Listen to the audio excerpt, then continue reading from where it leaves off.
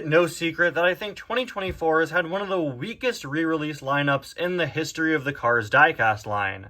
After an incredible lineup of re-releases last year with cars like the Lemons and Todd the Pizza Planet truck coming back, 2024 is the year with the least amount of re-releases I've ever had to buy. Only 4 in total. 3 of those being DJ Boost and Wingo with Flames, and the other one being Union Jack Ramone.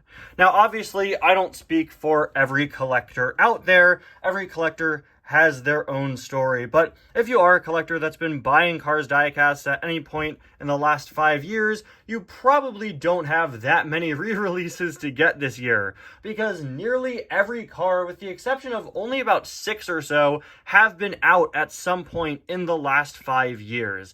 It was a really bad showing for re-releases this year, really weak in my opinion, and while I'm sure there's somebody out there who really enjoyed this year's re-releases, it was pretty disappointing for me to see such a lackluster grouping of cars be released this year compared to how great re-releases have been over the last few years. Now, luckily, re-releases in 2025 are looking insanely solid. It's honestly looking to be one of the best years we've ever had for re-releases, and we don't even know the full year's lineup just yet. It's a very exciting time, and I'm glad to see that next year is going to be quite a bit better than this year was when it comes to re-releases.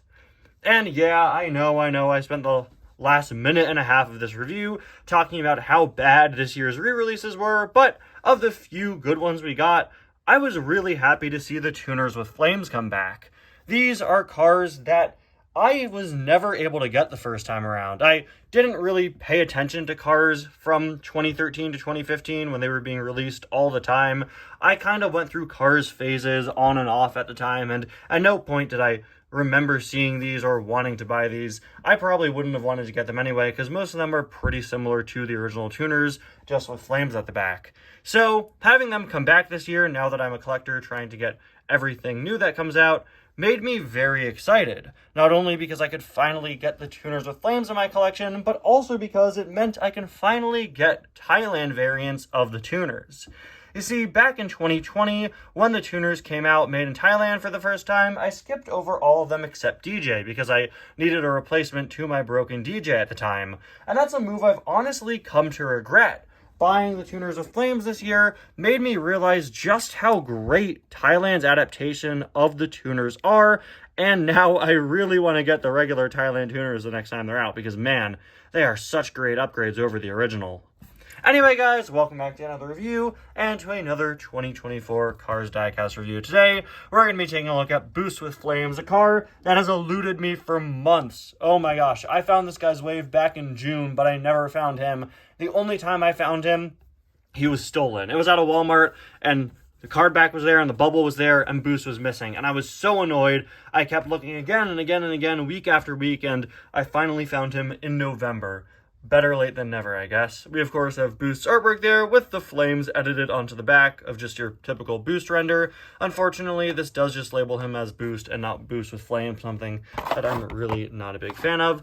On the back of the package, we have what's probably going to go down as 2024's best re-release, Mater with Sign, who's actually returning for 2025 alongside several other members of McQueen's pit crew, so you know what, forget it, maybe he's not the best re-release. Actually, Union Jack Ramone, I forgot about him. He's definitely going to be this year's best re-release for sure. Really cool to see him back. I keep forgetting that regular Union Jack Ramone is out this year because the poster they released used the Body Shop variant of him by accident, but you know, whatever. We got Cactus McQueen, Aiken Axler, we got Brush Kerber down there, and Kathy Copter, and Corey Turbowitz, of course. Now, the interesting thing about Boost with Flames that makes me so excited about taking a look at him is, well, not only do I not have any sort of Thailand Boost yet, but also this Boost has a unique facial expression. Something that I never even realized about Boost with Flames is, yeah, he's got a different face from the original Boost, and I gotta say, it is quite the upgrade. While this face is a pretty classic Cars diecast expression, this one is honestly really in character. It's such an on-point Boost facial expression, and it just exudes personality. Look at that. That looks so great. I really just wish that DJ and Wingo had gotten new expressions for their flame variants as well. Really is a shame that they didn't. Snot Rod got one, Boost got one. Really wish the other two did, because man, this looks incredible. It's been out of the package for like 30 seconds, and immediately I think this is my new favorite Boost diecast. This looks insanely cool. Now, what I've heard, and correct me if I'm wrong about this, but apparently the regular Thailand Boost was switched when it first came out in 2020 to have this separate expression. And if that's the case, I'm rushing out and I'm buying a Thailand Boost the next time they make him, because man, incredibly on point expression. But yeah, apparently the Thailand Boost took this new face for him, and that's what they're running with, apparently. Again, please do correct me if I'm wrong. Anyway, taking a closer look at him, there is one thing that I'm not the biggest fan of, and that is this sort of glossy finish over the carbon fiber on Boost. The original used a bit of a rougher texture. It's not like matte or anything, but it is, you know, a bit of a rougher texture, similar to what you would see on other cars with carbon on them, like Max Schnell. Here, there is still that carbon texture, but they put kind of a weird glossy coat of paint over it. Now, I'm not the biggest fan of how it feels, but I am a very big fan of how it looks. The way it's painted here really makes everything pop out a bit more. In fact, on the original, it isn't painted, it's just sculpted, but here it looks like they put a decal over the sculpting. It is still individually textured, which you can see if I have the light hit it just the right way. All those grooves are still textured, but now they have a decal over them to make them look even more textured.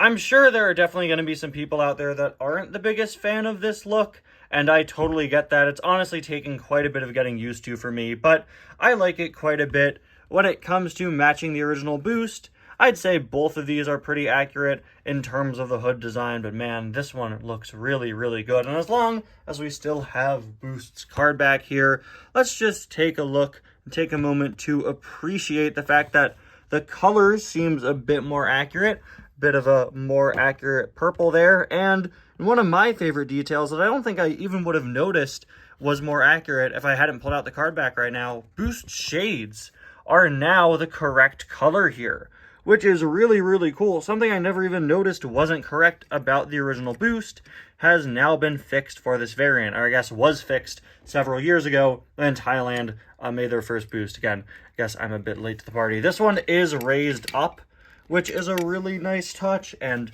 you know, as you can tell, that's how things are in the movie. It is a shade that could potentially go over his eyes, like what we see with Wingo.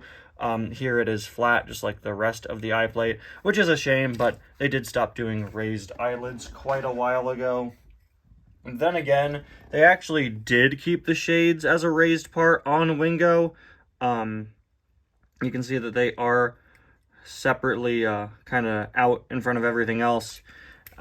Textured in there. Here it's just kind of part of the printing, and yeah, I don't know, I think it would have been nice if they made the shades three-dimensional still, but I'm really not complaining because they did fix the color on there. We've got the Boost writing on the side in a completely different color. We've got the carbon detailing, which really pops with all that printing and is still textured as per usual. Of course, Boost has his N2O cola cans on the back, a great piece of Cars world building I always really loved. His spoiler doesn't have that sort of additional printed detailing because it is a separate plastic piece, but it is still sculpted very nicely. And of course, we have the flames, the thing that makes this Boost with flames, something I almost completely forgot about. I almost completely forgot that this was on the car because we were talking so much about all the cool changes Thailand has made to Boost. And let me just say, these are really accurate. I know it's weird to start ranting and raving about how accurate flames are, but if you look to the scene in the movie when you see Boost's flames, this is insanely accurate, and the multitude of colors here really works well. This looks like it jumped right out of the screen. Color usage here is perfectly on point. Really great choices made there. We of course have the Boost license plate, in case you forget his name. Moving on, there's a look at the other side, and finally, there is a look at the base. Yeah, I really need to go out and get the regular Thailand versions of Wingo and Boost the next time that they're out. They are such great upgrades over the original.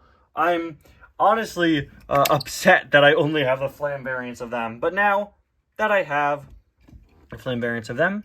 We can add DJ to the mix, who I also got this year, as well as Snotrod with Flames, the only tuner with Flames I had previously. So no, I'm not going to be going out and buying his Thailand variant, because I do have the original, and it's not all that different compared to these two who are very different. It's funny, Thailand really overhauled Wingo and Boost, and DJ and Snotrod, they kept pretty much the same. But here he is. Here's Snotrod with Flames, and finally, we have the tuners all together. This could totally just be an image of the regular tuners. Snotrod is the only one that gives away the fact that it's the flame variants. The flames are very hard to see. Anyway, guys, thank you all so much for watching, and I'll see you guys next time. Bye now.